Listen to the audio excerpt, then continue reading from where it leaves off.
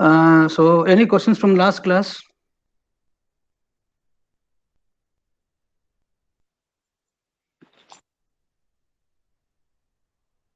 Okay, so I will start today's class. So in the last class, we said we have to we have to assume a function called interpolation function. Now you may be wondering where this function comes into picture.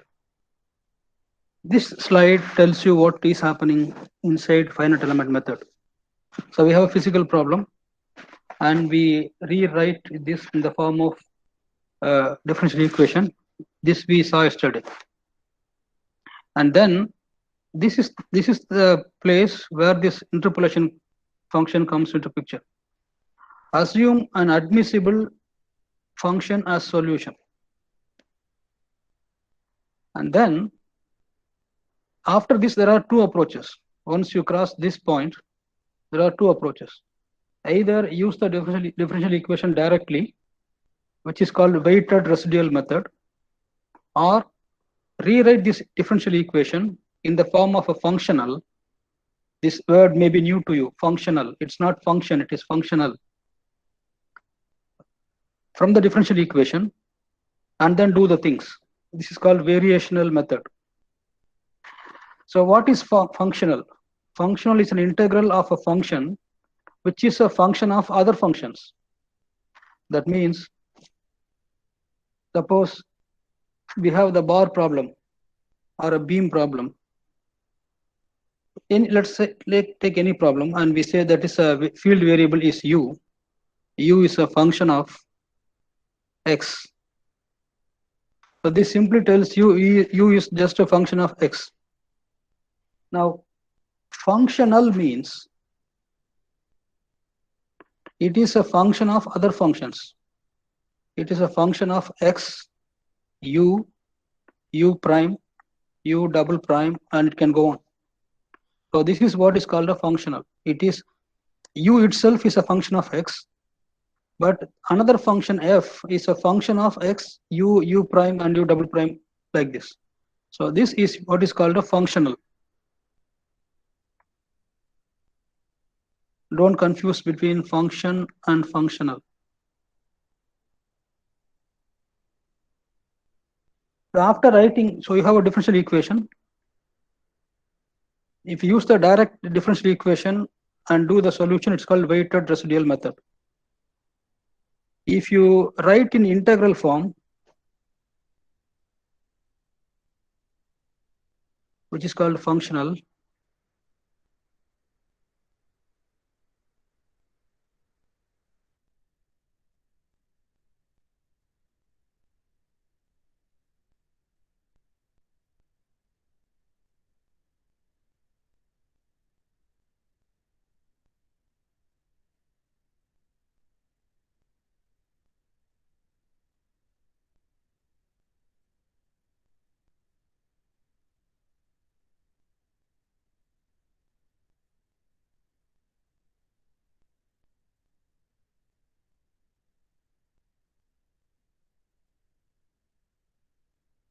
لو دكتور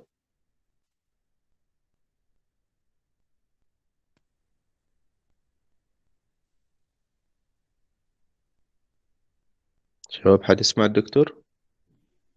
لا ما ينسمع.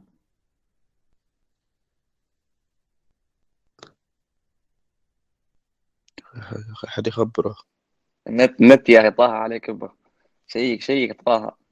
اوي ويش شوني ادرس يعني. الله العظيم راشد نشيط اليوم ها. قبل اصلا نشيط انا ما قليل علي. ايوه صح، بس امس مشكل النت شويه. امس ممكن تسوي لما دكتور قاسي نهمك. امس مشكل عندي لاق. لا مشكل النت علي على ما كنت بعطى. اشتغل النت. كان ما منتبه للسؤال.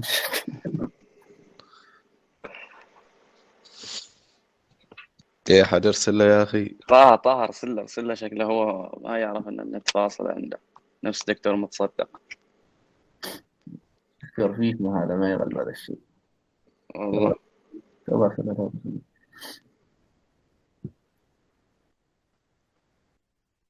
يا الله على بالي ماشي كلاس، قسم بالله مو ذا الحالة.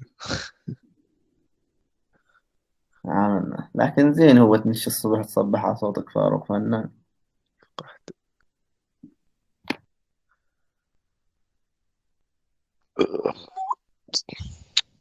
رسلوا لي من يرجع.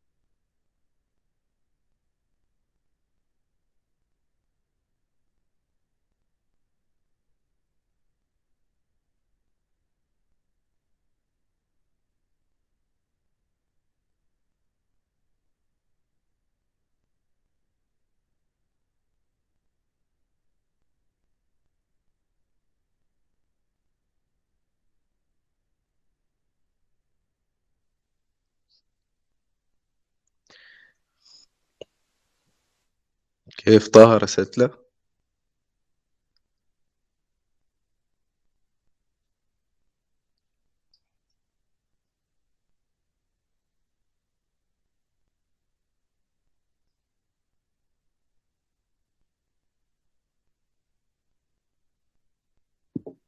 لا ما رسلت 5 دقايق ما يبي نسينا رقد. ماشي كلاسات اليوم. شي بيرجع ذا في شنو؟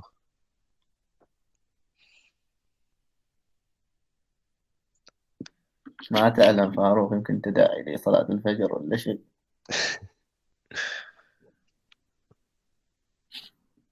نكمل الشرح انت خبرنا فيش ماخذين لين ما يدخل هو. انزين تو آه. بسوي شير سكرين وبكمل الشرح عنه. انت قوم من على الفراش اول شيء بعدين يصير.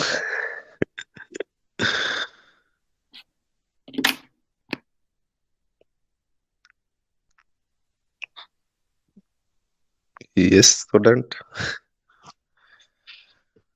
What is finite element? لا ترى طفيش. مسجلة مسجل مسجل. الفيديو مسجل. إذا ما قلت شيء صح. لا لا تتحمس زيادة يعني.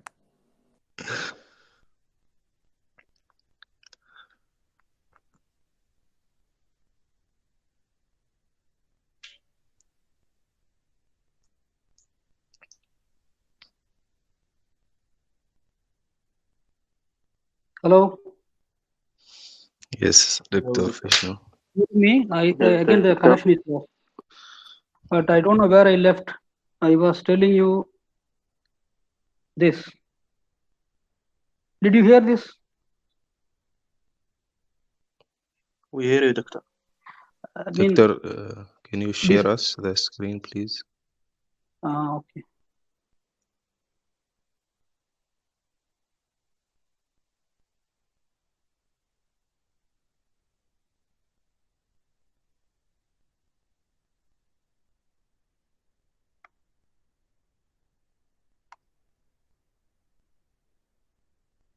I was telling you this.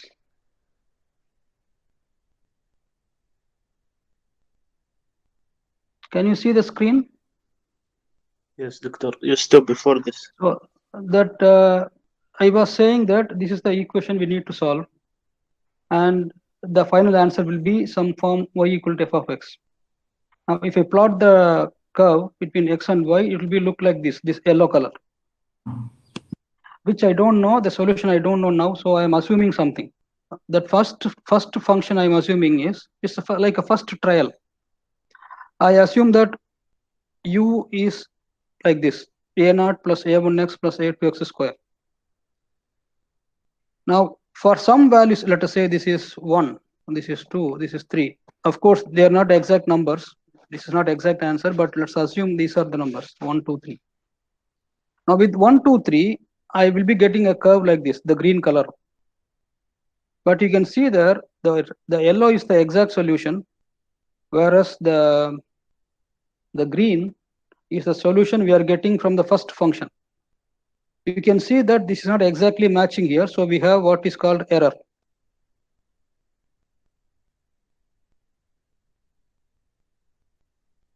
So here we have errors, all these points we have errors.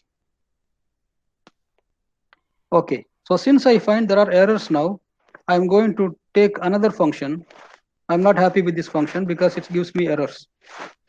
So let me take another function, a0 plus a1 x plus a2 x square plus a3 x cube. Now again, let us assume some numbers here. This is 2, this is 4, this is 6, this is 8. Now with these values, I will be getting another solution, which is like this.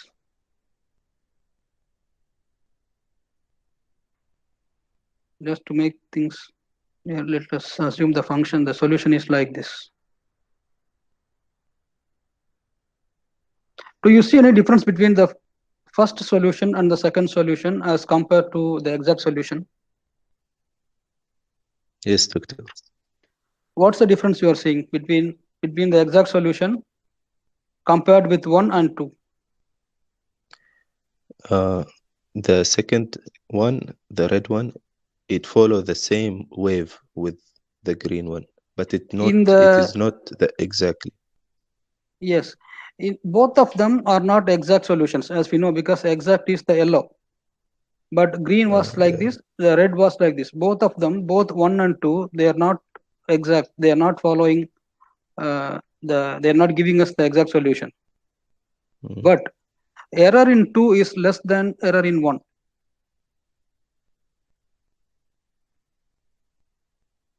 That means this, if I use this function, these numbers, I am going to get minimum error. Or maybe it is still possible that if I use another set of numbers, instead of 2, 4, 6, if I use 1.5, 2.5, 3.5, maybe I'll be getting still more close to the exact solution. So that is what we are doing in the finite element method. We are going to adjust the coefficients so that we can minimize the error. When we do this process, there are two methods come into play. One is this method, another is variational method, and get the final solution. So once from here, if you decide that, okay, this number is enough, this much closeness is enough for me, you can stop that and say that this is a solution for the given differential equation. Do you get the idea of what is happening in finite element method? This is what is happening. We assume a function whose coefficients are not known. We have to get that coefficients such that the error between the exact and the actual solution is 0, preferably, or minimum. Okay. I hope this slide is clear. Then, any questions here?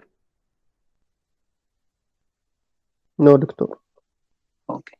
So let me go to the next. So this is one example of a residual method. We have in this equation ae d square y dx square plus q naught equal to 0. Subject to the boundary, you know that to solve a differential equation, you need to have boundary conditions. So this is a second order equation. we must have two boundary conditions. These are the boundary conditions. Y not equal to, that is,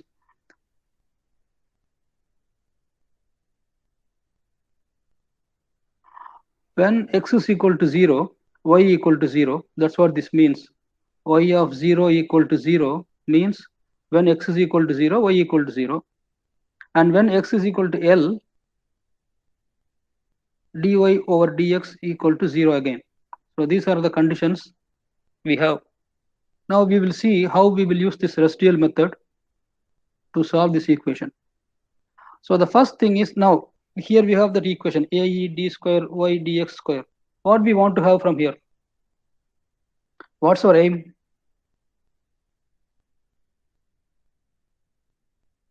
ae d square u over dx square plus u naught equal to 0. When x is equal to 0, y equal to 0. When x is equal to L, dy over dx equal to 0. These are the boundary conditions given. So what is the solution? How will our solution look like? We don't know how it will be, but we know that it is of the form u equal to f of x. This will be our final solution, which we don't know at this moment.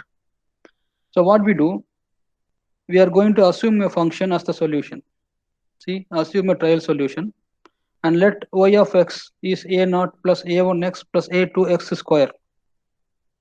Maybe this is the function we are assuming. Now apply the boundary. One question you can ask is why we have to start with a1 like this. Your question may be why we should write y equals a naught plus a1x alone. Why we go for a2x square? Now when you choose these trial functions, there are some rules you have to keep in mind. I will tell you some of the rules, not all of them, because it may confuse you now. So how to take, now this is an important point you have to remember, how to take the trial interpolation functions. The first condition is this interpolation function should be sufficiently differentiable.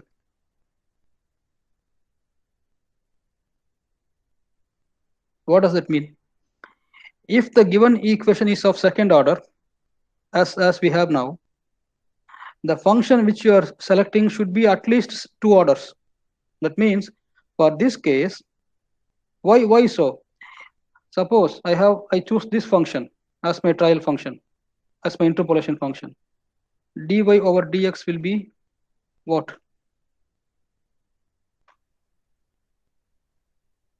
A1, I think, Doctor. A1. But if you say d square y over dx square, you will have 0. Yes, 0. So this is not admissible. So for this problem, you cannot stop with a1x. You should go more than that. Okay. It should be at least 2 or more than 2 is also okay. This is the first condition.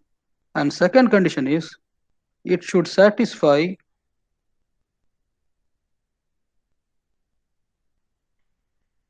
the essential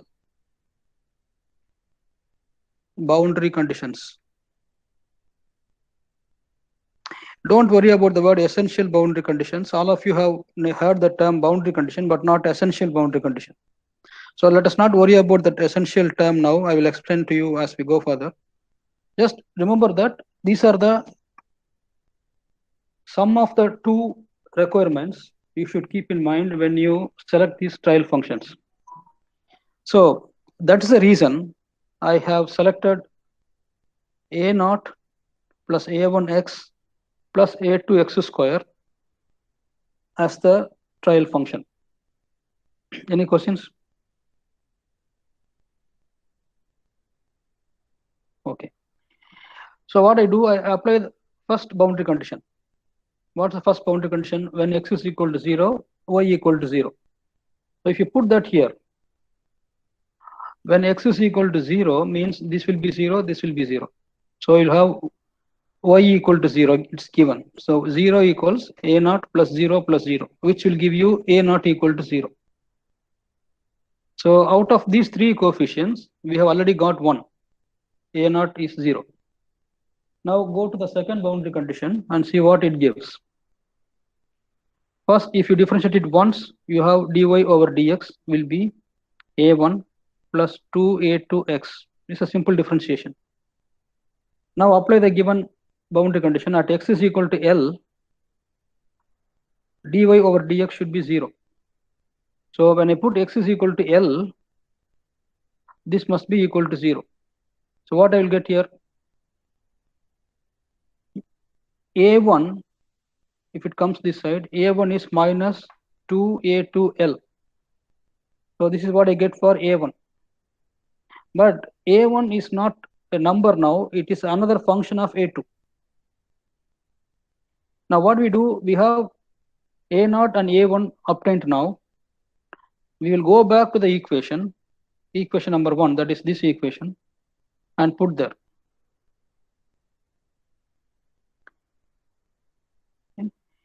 If you put there, you will have this form. That is, I will write that y of x equals a0, we got it 0 before, so this will be 0.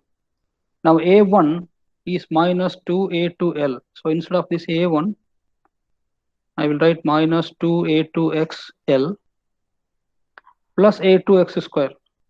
Now if you see the whole function y of x now is a function of a2 alone. Before it was a function of a0, a1 and a2. After applying boundary conditions, it has now become a function of only a2. That means what? This a2 is what we are seeking. We are going to find the value of a2 and hence find the solution for this equation. And now we have this y differentiated. Why we have differentiated it? Because we have to put it back in the equation here. This equation we have d square y over dx square. Here we have y. So find this d square y over dx square from here. To differentiate it once, you will get a2 2x minus 2l. If you differentiate it again, you will have 2a2. Because this is a constant, this will become 0.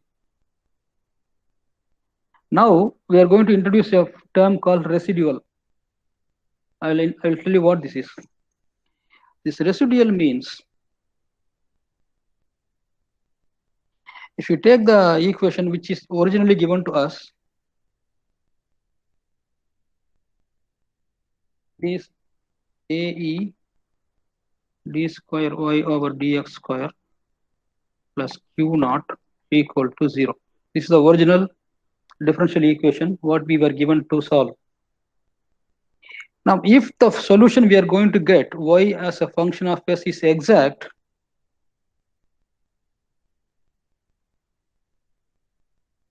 then right hand side will be equal to left hand side. That means if the y is exact, then we should get 0 here. The whole left hand side should be 0 if it is exact, if this y is exact solution. It will not be exact because this y we just assumed some function. I will assume something. Somebody else will assume some other function. So the choice is infinite. Since we are assuming some form of a solution, the left hand side will not be 0.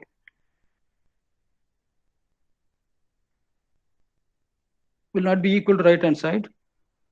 Since y was assumed, it was not actual, it was not exact.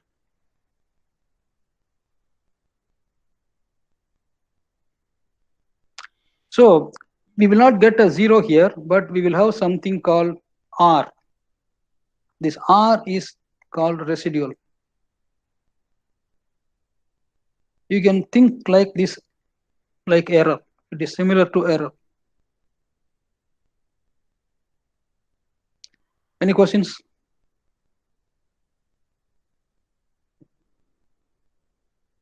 Right.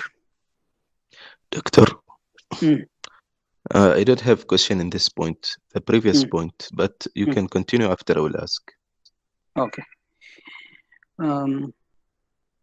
Okay, so what we are going to do now, we say that this residual is AE d square y over dx square plus q naught. Whatever is given on the left hand side, that is the error. That's a residual. So our aim is to make it this 0. This is what we want to know. If error is 0, then we are fine. We are happy that we got the exact solution. But already we have d square y over dx square here. So substitute that here. AE 2A2 plus q naught equal to 0. And from here, if you bring this third side, you will get A2 is minus q naught 2AE. Before we said that y is now a function of A2 alone. You can see this equation. This is equation number 2, by the way. So put that value of A2 here, and this is what you will have as the final solution. Now, in this final solution, if you see, Q naught is given, A is given, E is given, L is given. So y is a function of x alone. If I ask you what's the value of y at say x is equal to 2, then all you have to do is put the value of 2 here in the place of x, and here you'll get the number of, the value of y at that point, because all other things are given to you. Okay, this is a simple example of residual method. But if you can see this, and if you compare with the original word that we used, we saw it's weighted residual method. What is the meaning of weighted residual? Here we took the residual as it is. We did not do anything here. We just took the residual and make it 0. But the original method is not as it is. You have to multiply the residual with some weighting functions. So if you have the residual, you will multiply this with some weighting functions. We call it Wi, and integrate this to 0. This is the original weighted residual method. And there are different approaches under this weighted residual method. But in this example, I did not use any weighting functions. I just took them as it is. It's like saying I used a weighting function of 1. Yes, Farooq, now you can ask me. Okay, Doctor. Thank you. Doctor, at the beginning, we've assumed the function. Yes. Can you return, please, to that slide? Yes. Doctor, so in the exam, do we need to assume ourselves a function, or you will give us the assumed function? No, you have to assume. Mostly you have to assume. In rare cases, this will be given to you.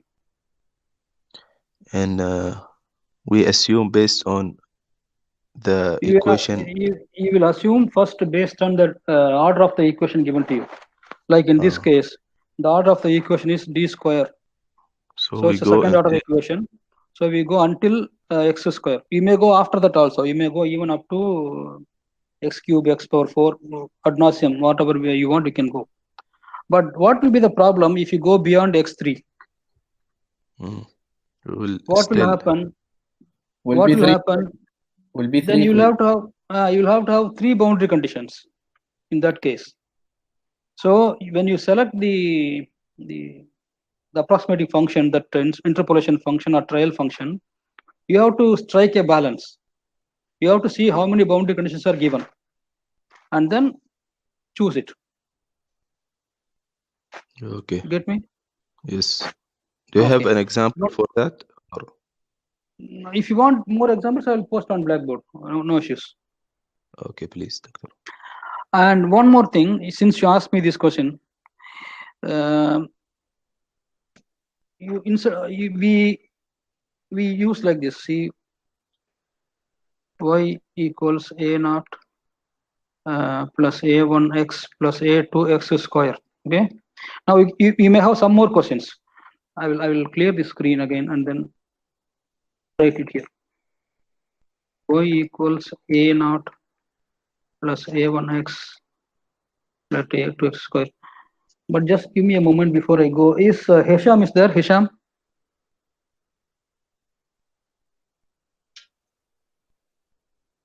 Hisham is not there. Okay. Yes, there. You Yeah, have? here. Yes. Okay. Faisal?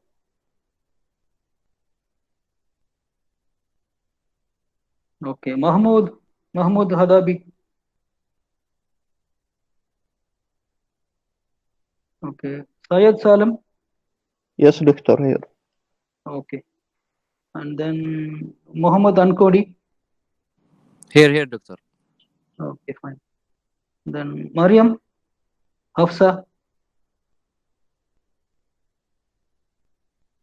Okay, fine.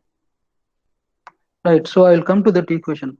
Y equals a naught a1x a2x square. Now you may ask, why should we include a naught?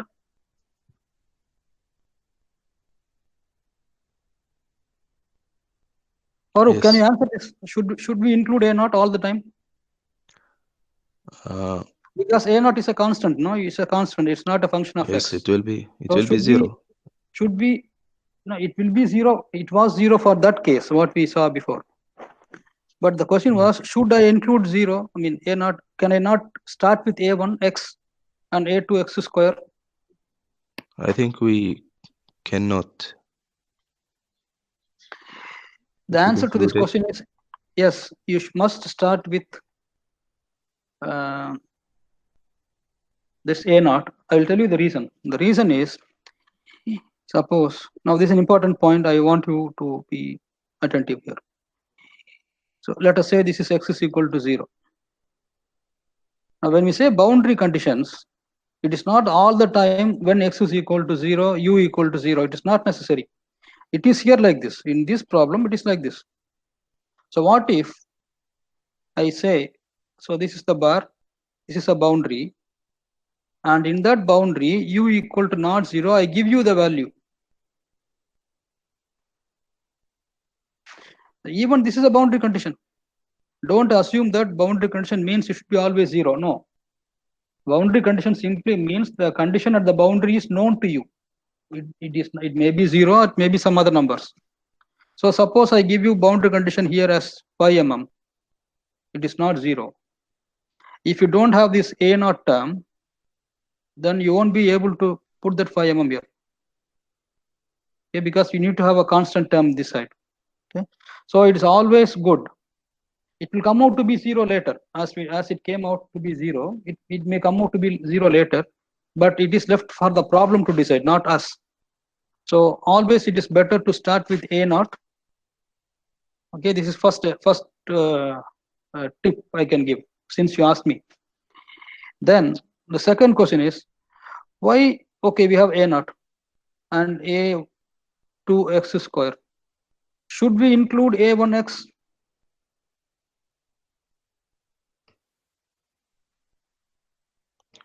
I think yes, Doctor, because we have. Or you can simply jump from a naught to ax square. No, we cannot. Doctor, we can't jump because it's the same reason as a0. Yes. Again, you have to go in increasing order. You cannot jump between a constant and directly to quadratic. You have to go constant, linear, quadratic, cubic in that order. Okay. I think Farooq, this will help you to get to assume the solution. This trial function. Okay, Two Doctor. things. One is you should start with the constant and go step by step. And second thing is that you should go at least up to the order of the equation given to you. Second order means you go to up to x square. Third order means up to x power 3, like that. Okay.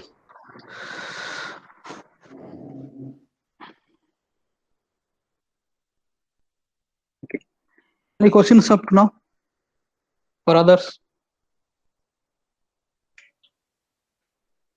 Right. So now we come to shape functions. Shape function is like a ratio, like a factor. We can think this as a factor.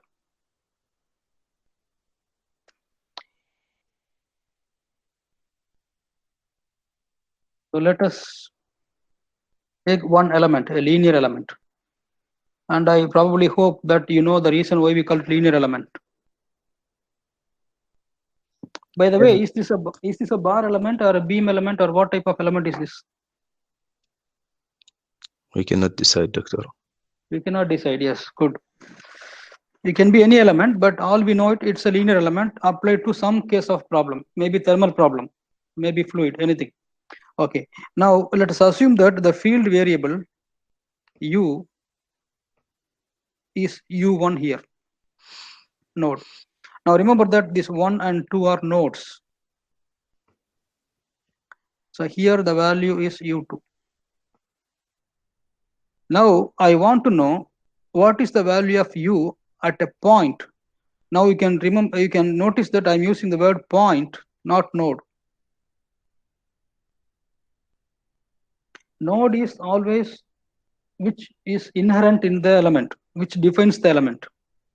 A point is in between the nodes. So I can have a point, say A. Now what is my requirement is, what I want to know is, if I know u1 and u2, what is the value of u at A?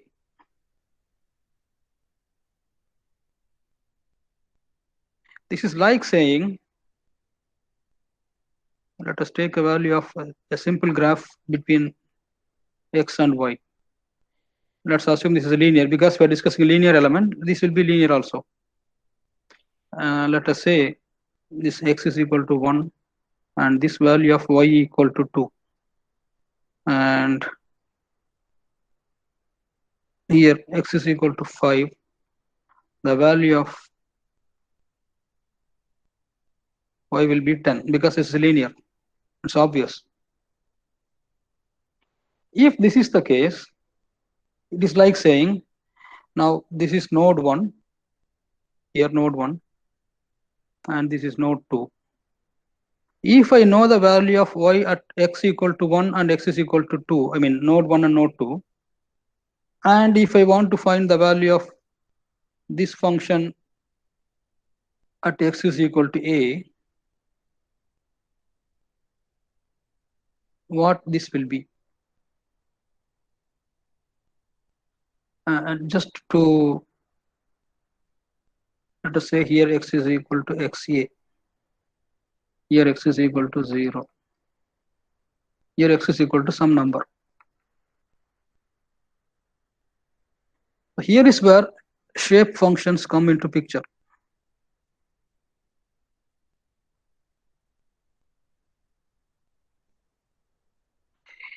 The use of shape functions is just to find the value of u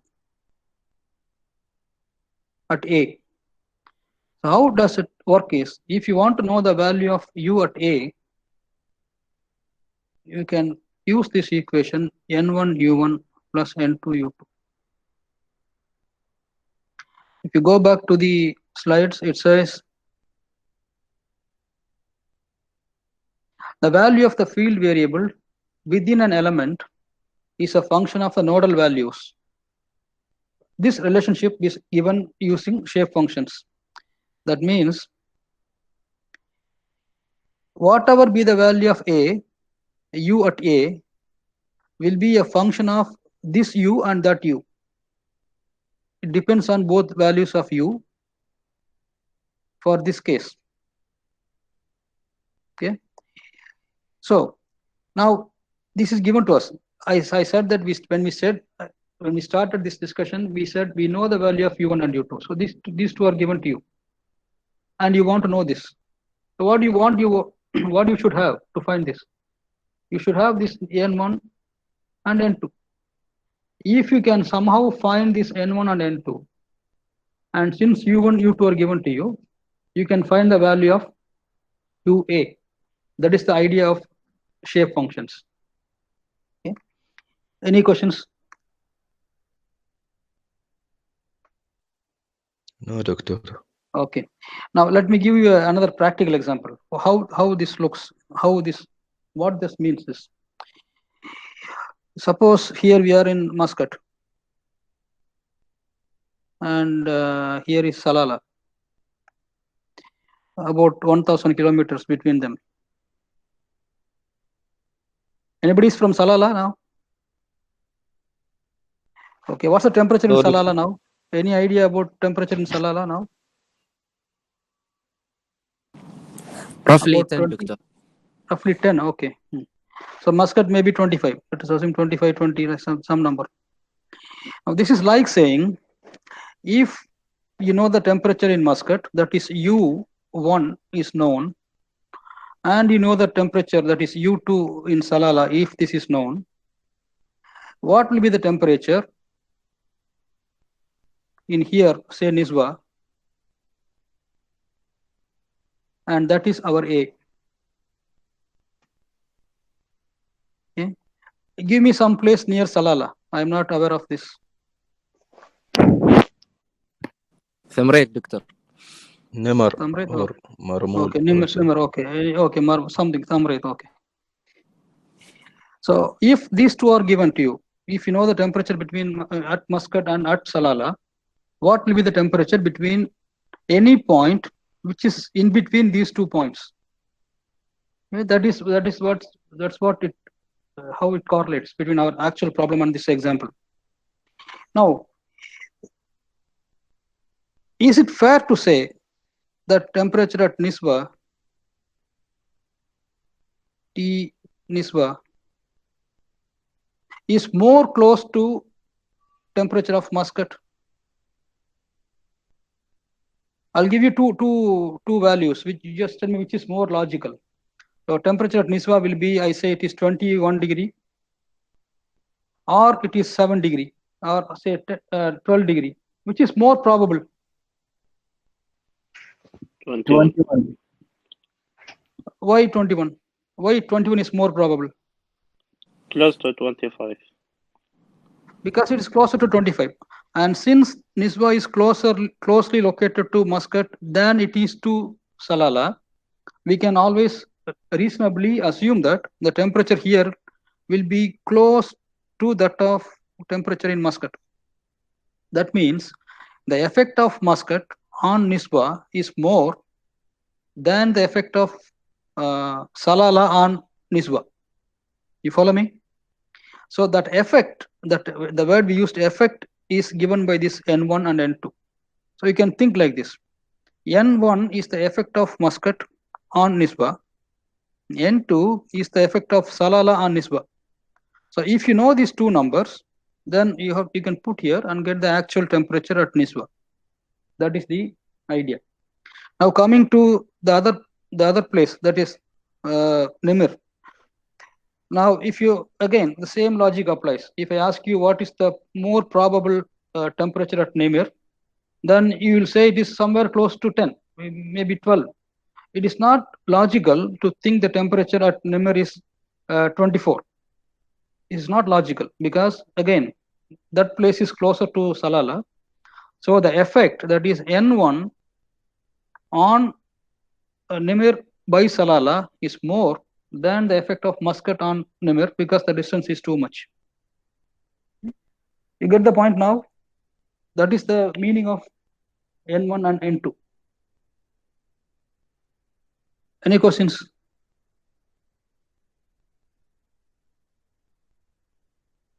Am I online No, or Doctor.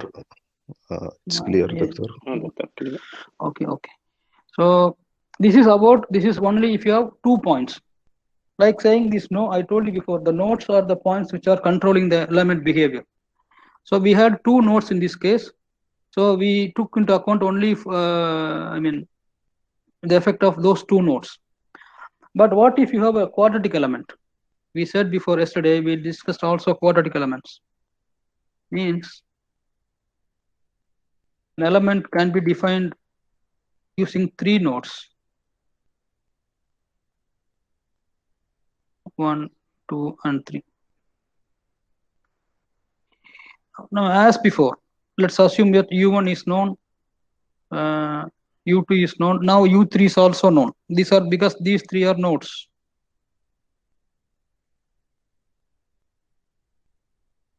Again, if I ask you, what is the value of u at this point, ua, or at this point, ub, or at this point, uc?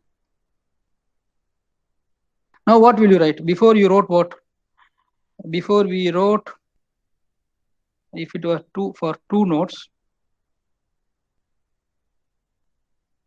we wrote u equals n1 u1 plus n2 u2.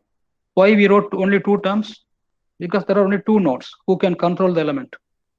Now we have three nodes, so logically we should include three terms here, each one from one node, n1 u1 plus n2 u2 plus n3 u3, because the third node is also now dictating how the element behaves.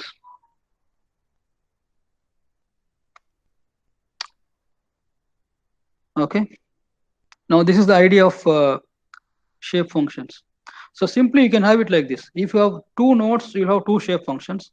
If you have three nodes, you'll have three shape functions, and so on.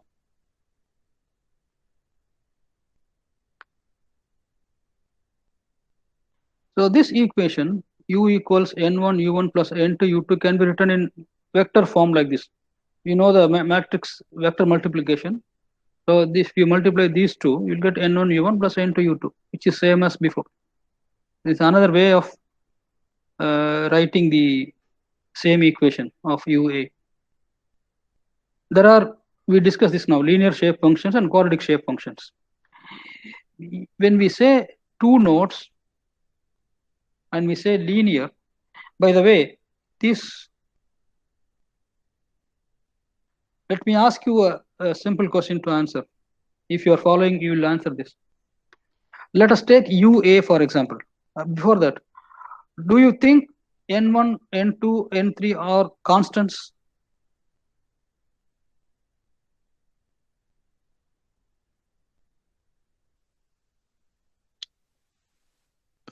Doctor, they are depend on the number of nodes, isn't it?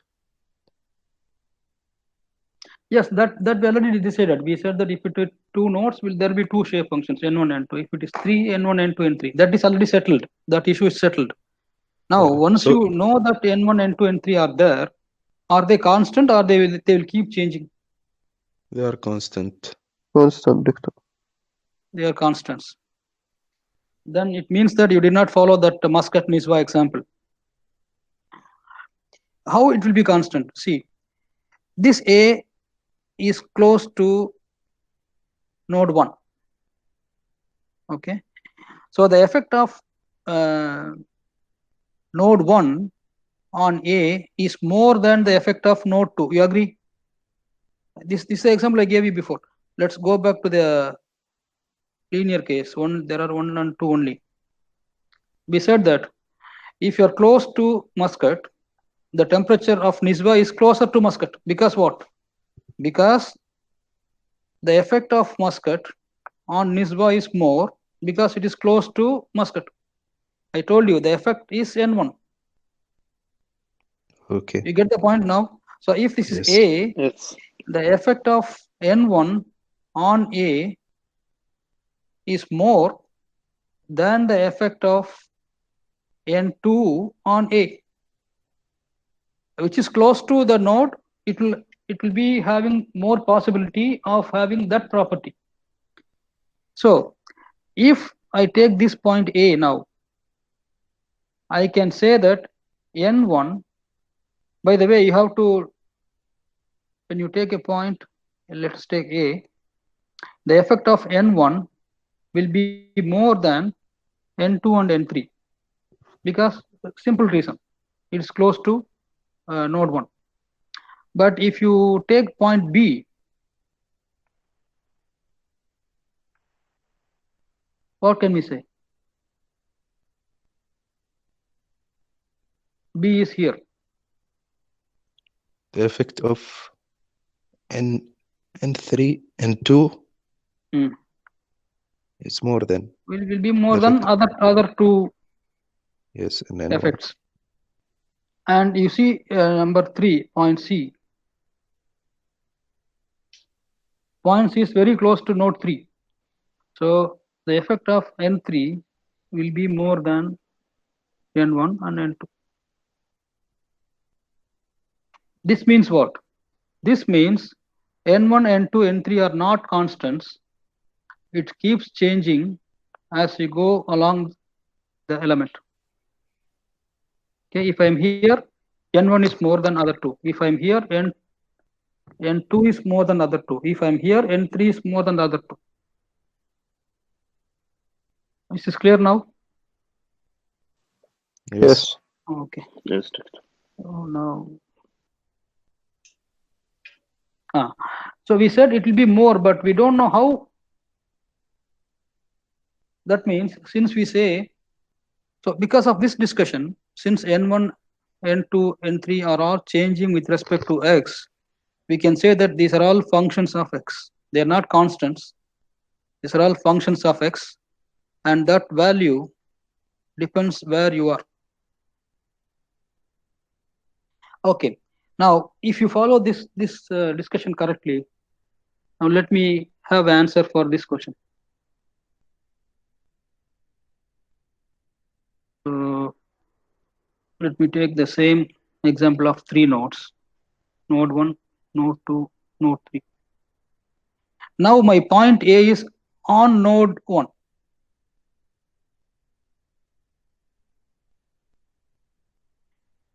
What will be the value of N1, N2, N3?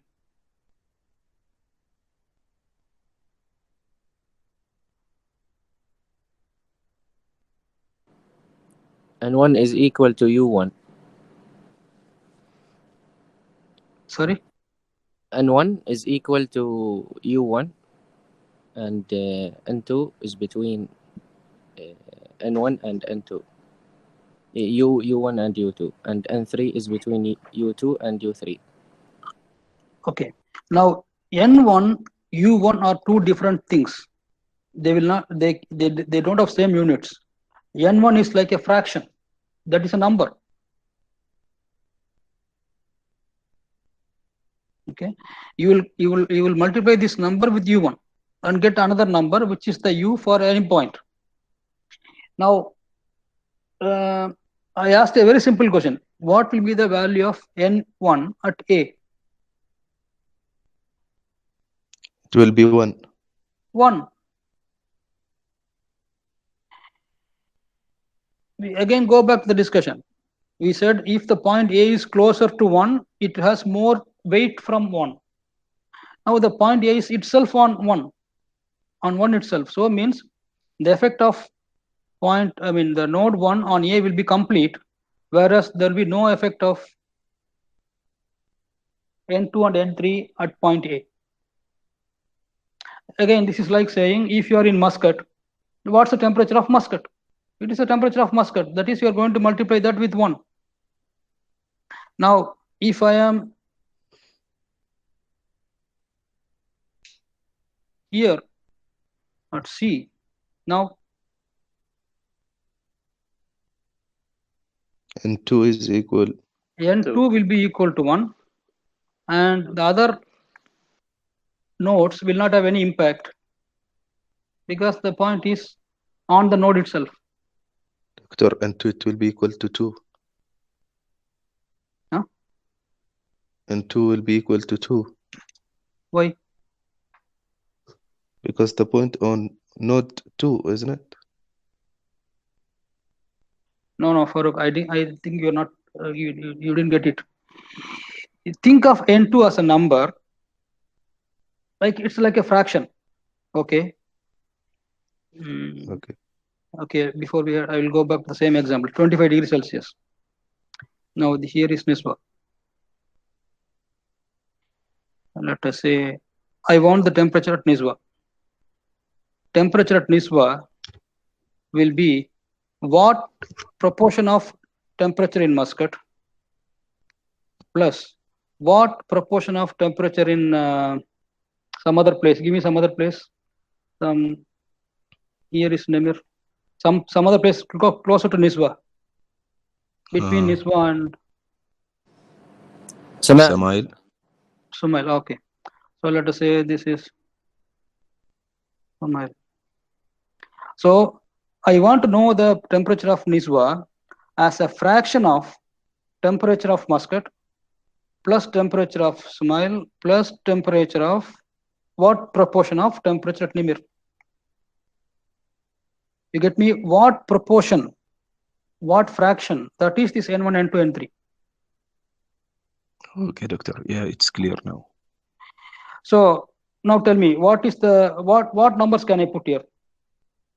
The temperature at Nizwa will be, let us say, 0.7 times temperature of Muscat plus 0.2 times that of Sumail plus 0.1 times that of Nimir. Is this logically correct? What I have done here, is it logically correct? Yes. No. Who said no? Me, doctor. Who is that? Sorry, I am not seeing the Said, screen. Said. Said, okay. Why Said? You said it is not logically correct. Don't worry for Yes. wrong answer. It's okay. Yeah, okay. Because you're estimating now. I'm estimating now, but the numbers what I gave there inside the brackets, 0.7, 0.2, 0.1, are they logically correct? Maybe. Maybe.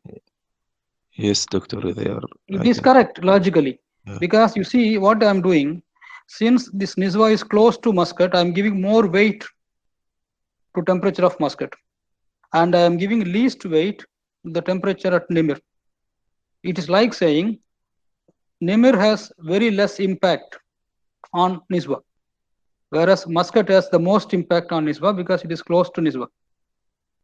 And since I am going from here to here, the effect or the impact will be reducing because I am here now. I will be wrong, I will be logically wrong if I do it otherwise. If I say, so while this is correct, what will not be correct is the temperature Nizwa will be 0.3 times temperature of Muscat plus 0.4 times temperature of Sumail plus 0.3 times temperature of Salala or Nimir or whatever. So in that case, I should call this as node because I'm taking Nimir as a reference. So I take that as a node. Okay, so all these three are nodes. So this is what is this Nimir? This is logically not correct because what I'm doing is I am giving more importance or more weightage to Sumail, which is more away from me. I am here. So a person who is more away from you cannot have more influence on you. Maybe, I don't know, when you were kids, when we used to go to schools, our parents used to say, okay, don't go to that person, don't go and sit near that guy, he's bad. Have you experienced this? Yes, doctor. It's a common thing when for parents to say that when you go to school, okay, don't go to sit near that guy because he's bad. That means what? If you go and sit near a person, there are more chances that he is impacting you. His property will come to you. That's the same thing is happening here. The more closer you are to a particular place, the more weightage it will give you for its property, for its characteristics. That is what is called N1, N2, N3. Is that clear? Yes, doctor. Yes. Okay, now the question is, I am making a point called D. Then if I ask you at D, what is N1? 1 also. 1. 0. 0. N2? 0. 0. N3? 1. 1. Yes, that's it.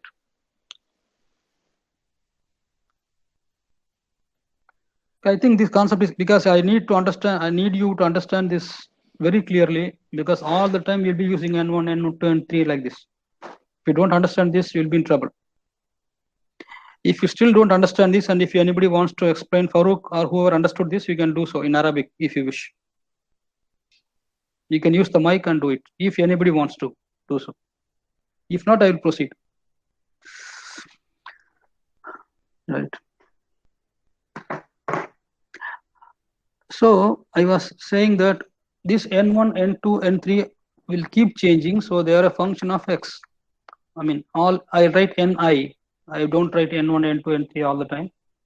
I just put I to mean all those possible numbers, n1, n2, n3. So we said that this n1 is a function of x. But what function of x? What type of function? If it is linear, then we call it linear shape functions. If they're quadratic, then we call it quadratic shape functions. That means what? For example, if I say n1 equals ax,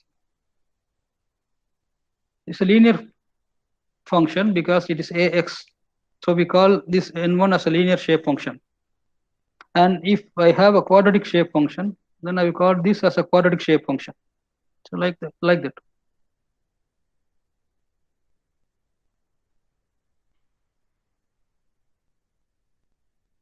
Now there are some properties of shape functions.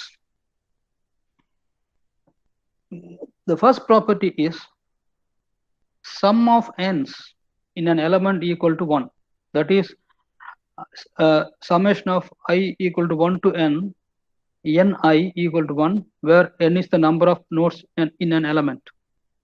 You can see that here. When I gave these numbers are not random. There's a reason why I gave these numbers. So we discussed this element. We had how many nodes? 3 nodes. So what this says, if you have n number of nodes, and if you sum all the shape functions, you should get 1. You sum this 0.7, 0.2, 0.1, you will have 1. Same way here. Though this is logically not right, but if you still sum them 0.3, 0.4, 0.3, you will have 1. So this is the first property of shape functions. This is the case of 3 nodes.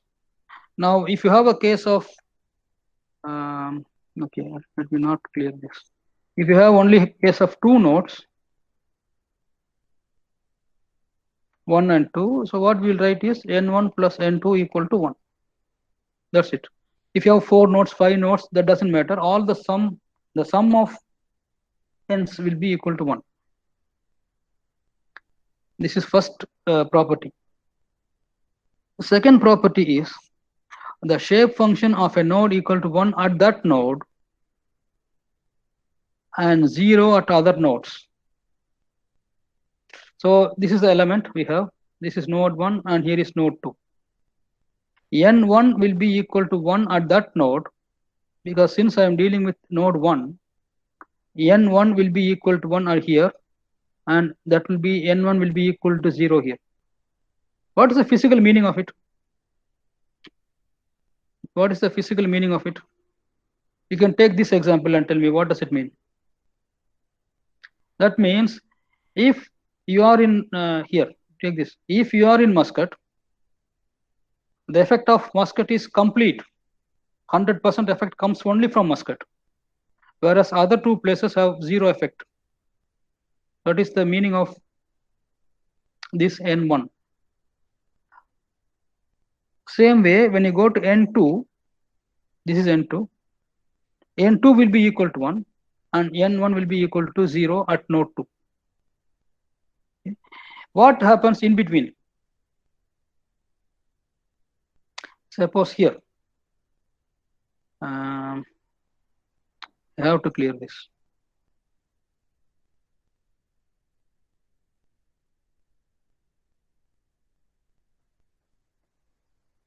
So we said n1 at node 1 equal to 1, n1 at node 2 equal to 0. So again and again, I want you to interpret this n1 like effect of. You can think this as effect of.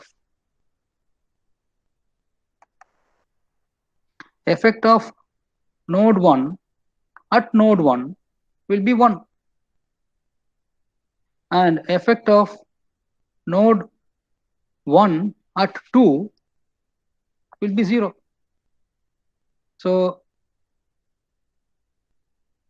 this is how n1 changes. n1 equal to 1, n2, n1 equal to 1 at 1. Here n1 will be 0. Now if we write for n2, can you help me finish this, complete this?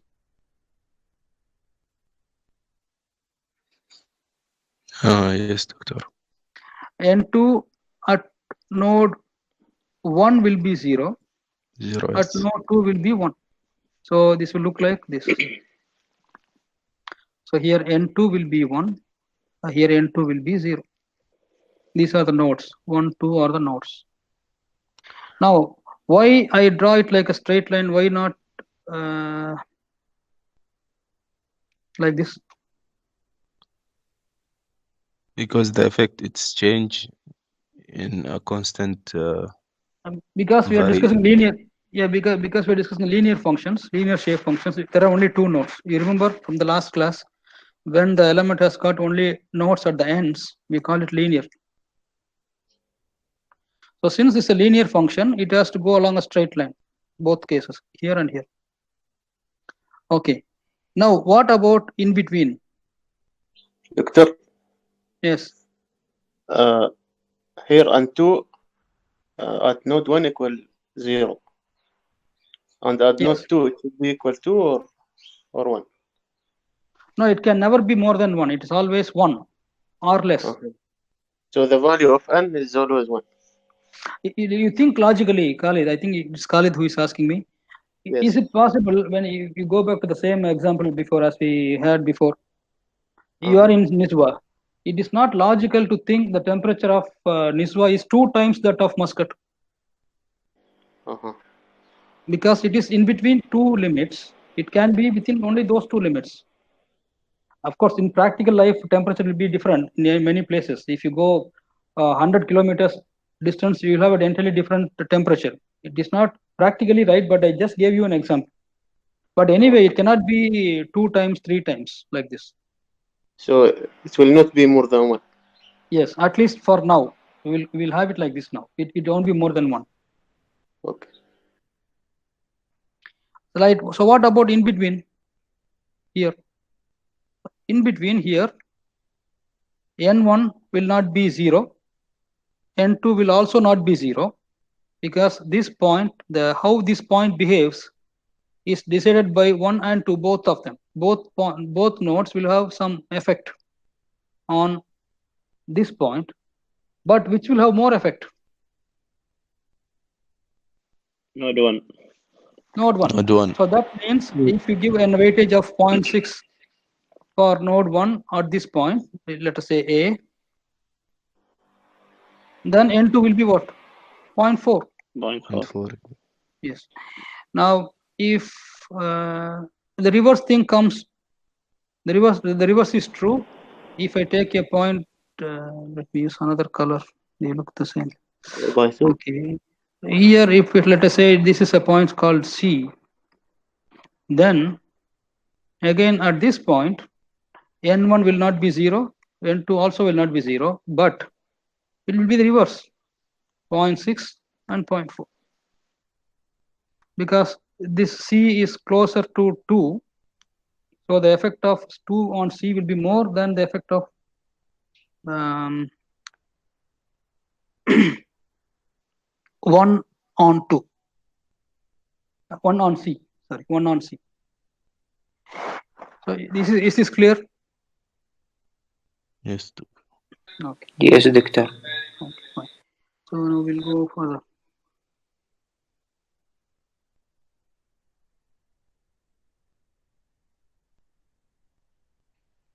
If you recollect, we said there are 3 phases in any finite element analysis, and we said them, it is A, B, C. Still we are doing A. We have not come to B. Still we are doing A. And the third step in A is develop equations for an element. Again, go back to the first class where we said finite element method is all about dividing the given object or a body into many number of elements, and then take each element and write the stiffness matrix or element equations.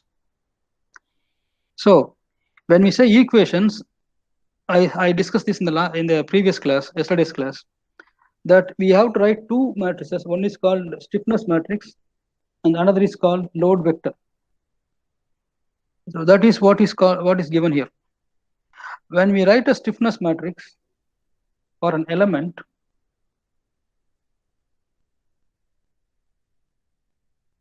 we write it as lowercase k and put a number here. For example, if I put k1, this means element stiffness matrix for first element, or element 1, or element 1. Like if I put k2, it is for element 2. Then if I put f1, it is a load vector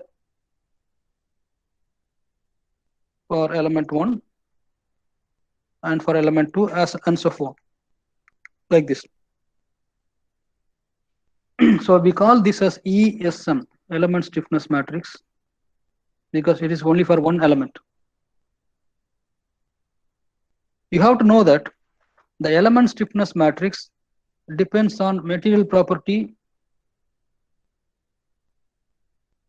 plus geometric property, which we discussed yesterday. So these stiffness matrices are known to us because we know what material is this, say steel. So we know the properties of steel.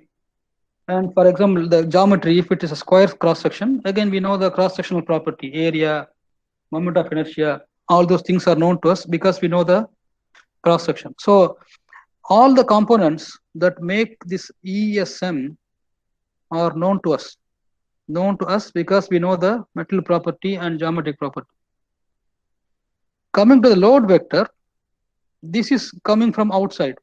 So these are the applied loads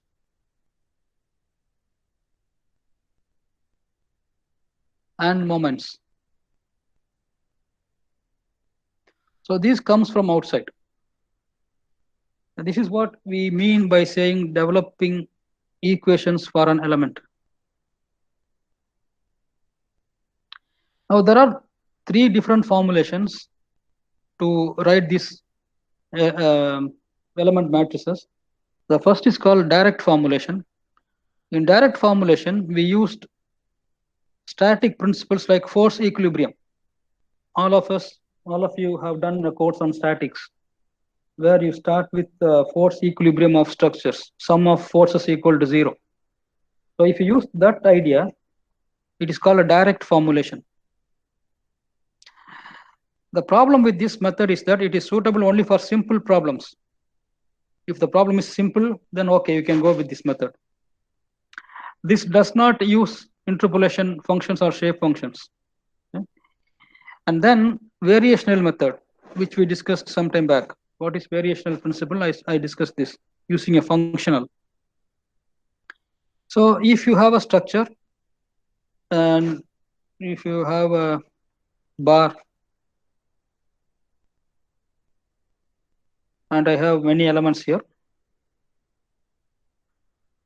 So for this, each element, I find what is a potential energy.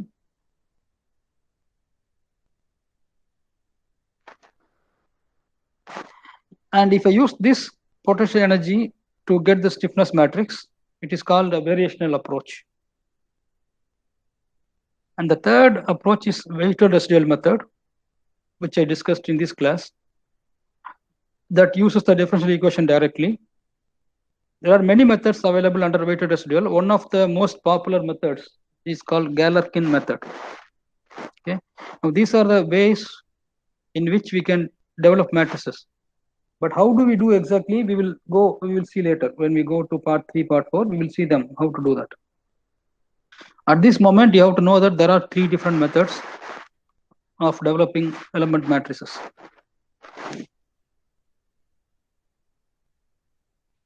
Now, we said the element stiffness matrix. So matrix must have a size.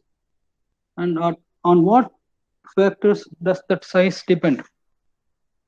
Simple rule, but the most important rule is this.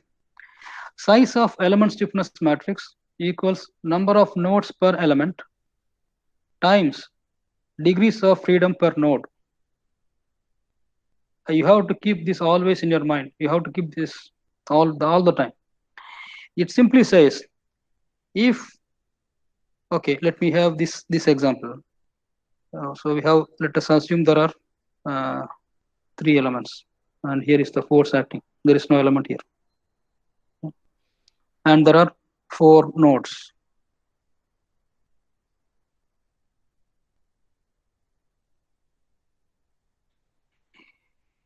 I am asking you, what is the size of element stiffness matrix for this element, for element 1? The rule says it is simply equals number of nodes per element times degrees of freedom per node.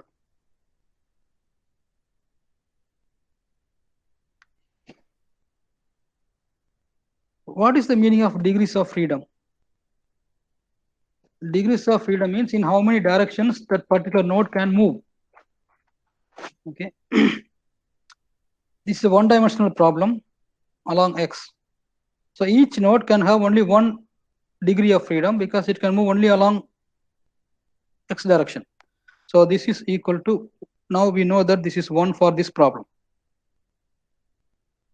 For this problem, each node can move along only 1 direction because it's 1D problem, only X.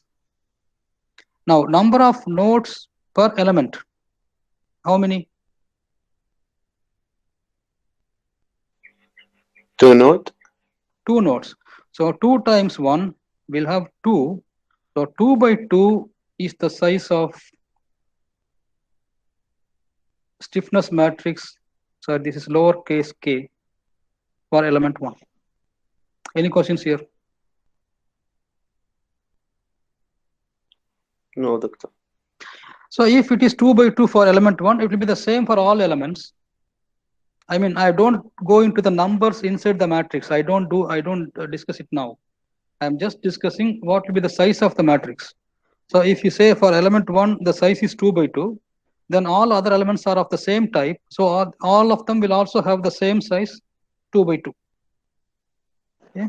Now let me give another example to make this clear. Yes. No problem. After the other example. Let me take this element. Is this 1D or 2D? 1D. How come? This is an area. 2D, yes. 2D. So we'll have Yes. X and Y both. Now, if I ask you what is the size of the stiffness matrix for this element, size of K, apply the rule. What the rule says, size equals nodes per element times degrees of freedom per node. Okay, nodes per element 3. Degrees of freedom per node. Each node can move in how many directions? 2. 2. That's the reason we say it's a 2D problem. So 2, that is 6 by 6. Now this 6 comes from 3 by 2. So we said element stiffness matrix must be a square matrix. Last time we said, now we'll again say this. Element stiffness matrix is a square matrix. It must be a square matrix. So this 6 comes from here, but since this must be a square matrix, so the size of this should be 6 by 6. Okay. Now, questions, Farooq? You wanted to ask something? No, doctor. Already you've answered. Thank you. Now, if for this case, what is the size of K?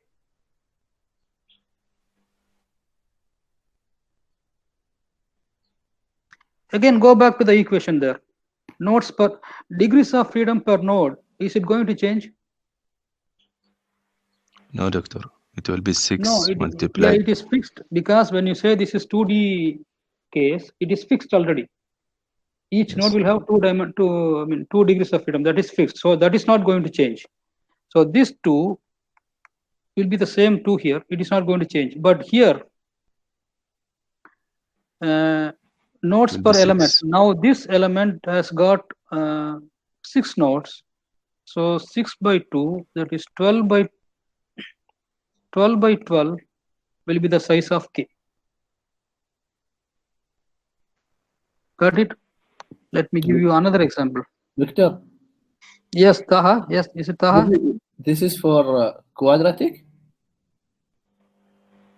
What is quadratic? The second one, 2D. No. This applies to all types of problems. Oh, okay. Whatever. That blue you mean? Yes, the blue is quadratic. Yes. Yes. Blue I mean. Yes. Now, if we can make it cubic also by putting, by adding. I can go on adding how many nodes I would like to have. I can go on adding them, but accordingly the size of K will also change. Now, for the last case, what I have shown here, again, this 2 doesn't change. It be as 2 because it is still a 2D problem. So this is not going to change. Now, count the number of nodes. 1, 2, 3, 4, 5, 6, nodes. 7, 8, 9, 10, 11, 12. 24 by 24. So 24 by 24 will be the size of this K. Now, let us do this problem. This example. Somebody tell me what is the size of this? What dimension is this? 2D or 1D or 3D? 2D. Still 2D. Only the shape is different. Before it was a triangle. Now it has become a quadrilateral. Otherwise, both are 2D. So if in that equation, that number 2 will not change again. It is as before. This 2, this 2, this 2, and this 2. All these 2 mean that this is a 2D problem. But number of nodes is now 4. So you will have 8 by 8 is the size of K, K1. Okay. I hope this is clear. Any questions? Yes, Doctor. Yes. Now the size is always square? Yes, it's always a square. No. Never. Okay. It is always a square matrix. Okay. What about this case?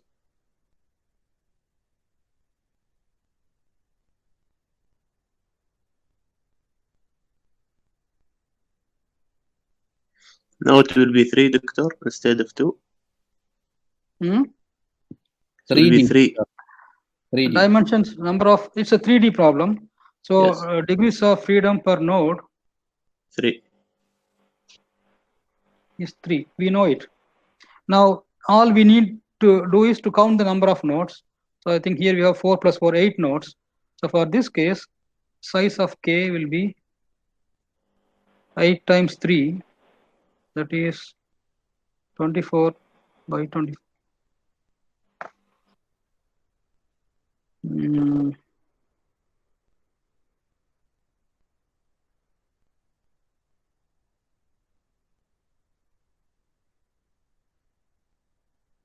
For this,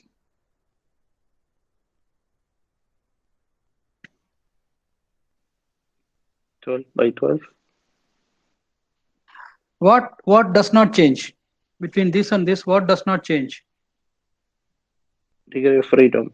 Degrees of freedom, because this degrees of freedom per node is the same here also. That is 3, but the nodes are number of nodes is 1, 2, 3, 4. So here we have 4 times 3. That is 12 by 12. Will be the size.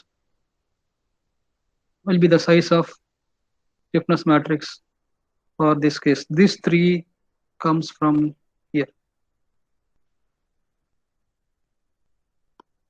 This 3 comes from here. Understood? Any questions?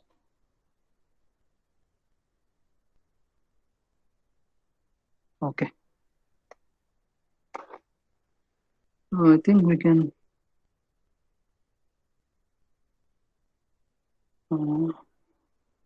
Okay, that's the same thing given here. In a bar element, each node has 1 degree of freedom.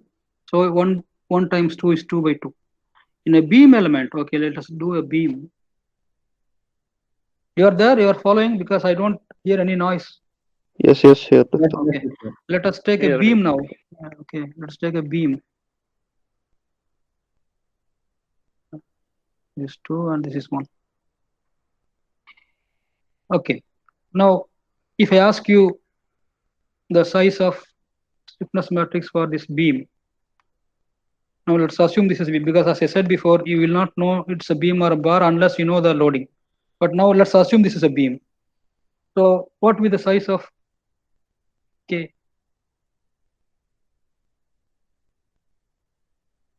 Number of nodes per element, that is 2. It's clear. Now, degrees of freedom per node, what? 1, doctor. No, not 1. Since you have done beams in mechanics of materials, you should know that the beam has 2 degrees of freedom. One is the displacement and rotation. We call it slope. So first degrees of freedom is deflection, and second degree of freedom is slope. So a beam, each node of a beam can have 2 degrees of freedom. So degrees of freedom per node is 2. So 2 by 2 will be 4 by 4 will be the size of K. Doctor. Yes. Now the force is not shown here. So how? Yeah, it's not shown there, but I said it is a beam because I am telling you, because I'm saying that this is a beam. Okay, to convince you, to make you happy, I will put a load here like this. Okay. Okay. Any more questions? If there are no questions, I'll stop it here with slide number 16, and then only one more slide. I think we can close this. Yes, we'll finish this. So we have done. Do you have time, or you have any class after this? I have a class, doctor. You have a class? Okay, so we'll stop it here, and then continue next class. Continue with this one slide, and we'll go to part 3. Okay. Thank you very much. See you next class. Doctor. Yes. Could you please upload this? Yes, I am doing, because did you see that for the last class I put it on Blackboard? I shared a link with you for Google Drive. You can get it downloaded from there. One more thing I wanted to say. What about ANSYS? I hope you are readying it. We will need this ANSYS maybe a week after. So try to ensure that you have this ANSYS with you week after. And one more thing, this Google Drive, whichever file I am sharing with you, you try to download it as soon as possible, because even my drive is limited in space. So I have to delete some things as we go. At the moment I share the link, download it with you. Okay, I will post this recording later today. In the evening I will post this. I'll post a link on Blackboard. Okay, thank you very much. Thank you.